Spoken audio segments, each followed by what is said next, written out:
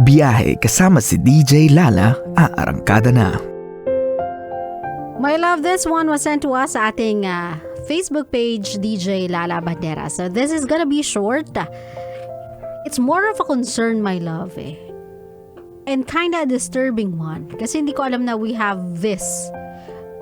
I mean, alam ko, pero not this extreme. For you to understand, let me read it to you. This one is from Glenn. Ito ang kanyang problema. He is 35 years old. Sabi niya, sa mga customer na mas marunong pa sa crew at kung makatingin sa akin at pagtalikod tinatawanan pa. Ako po si Dale, person with disability, isang crew sa burger shop. Hiling ko lang sana po maging fair po sila. Ang gusto ko lang naman po ay magtrabaho. Salamat, DJ Lala.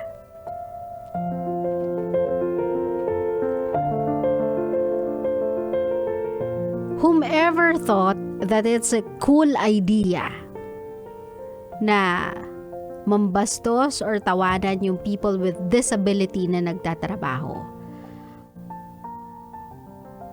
I don't know kung may hope pa para sa inyo. I really don't think there is. Diba? Kasi how could you? How could you do that to someone na nagtatrabaho? Sabihin na natin na it's bustling, you are not having a great day, mainit, marami masyadong tao, you waited too long, siguro may palpak sa order mo. Yes, I do understand. I am that sometimes. Nagiging irate ako, nagiging impatient ako. Pero I try to understand the person I am talking to. If siya ba yung tamang taong kinakausap ko for that concern. And if ever kung hindi niya nagigets yung gusto mong ipagawa sa kanya sa order mo, maybe you can politely ask someone else to do it. Kung hindi niya magets, or explain it in many ways that it can be understood. Kasi I don't think it's that complicated to make a burger. O diba? Hindi naman siguro ganun kahirap at kadami ng complexity on how to create a burger. So, it's either hindi kanya naintindihan in the first time or sa first time, or nagkamali siya ng first time tas nagalit ka agad. And then, laughing at a person with disability and talking about that person with your friend habang papalayo kayo, does that make you feel any stronger or even more of a person than that person na tinawanan ninyo? Does it make you feel superior sa nagawa ninyong ganon? Kasi I just don't understand eh. It's not, hindi nga siya pasok dun sa immature and juvenile kasi kids of today, I think naman, they are brought up to understand na it's wrong.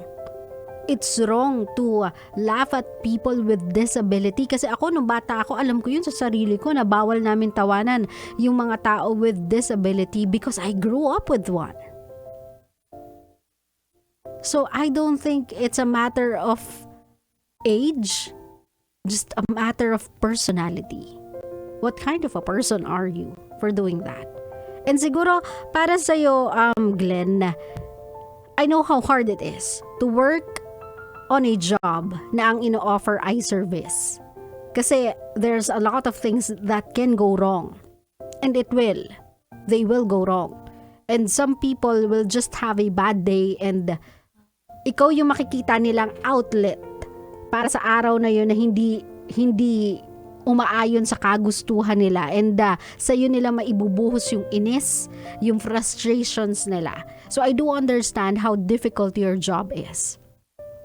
Pero siguro this is how we should train ourselves, lalong-lalo na kung kayo ay nasa line of service, line of dealing with people, line of giving the people the best service you can. Kasi andyan kayo sa food, andyan kayo sa hospitality, andyan kayo sa customer service. Ganito na lang iisipin ninyo. Try to train your head as hard as you can to compartmentalize. Meaning to say, this is my working brain. When I'm in my uniform, I am working. So everything na maririnig ko from here, everything na maririnig ko while I'm wearing this, is nothing personal. Just professional. I don't have to take it by heart. Hindi ko siya kailangan maging basehan yung mga words na maririnig ko. Hindi ko kailangan yan gawing basehan ng pagkatao ko.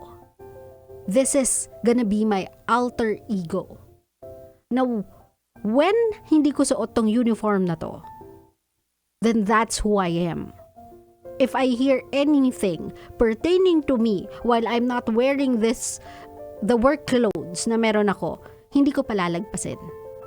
Kasi now they are pertaining to who I am as a person, who I am bilang human being. Pero kapag suot niyo yung uniform ninyo, lahat ng salitang maririnig ninyo, ilabas nyo sa kabilang tenga. Because that is not who you are. By doing this, my love, kapag nakakarinig kayo ng panlalait, kapag nakakarinig kayo ng lash out mula sa frustration ng mga tao, you won't take it personally. Lagi nyo na lang maiintindihan na it comes with a job. It doesn't have to define who I am. It doesn't have to bring me down. I know it's hard kasi hindi naman tayo wired to become robots na walang pakiramdam eh. But if we'll try to train ourselves every single day to do just like that, na kung ano man yung sasabihin nila sa akin while I'm at work, I leave it at work as soon as I go home.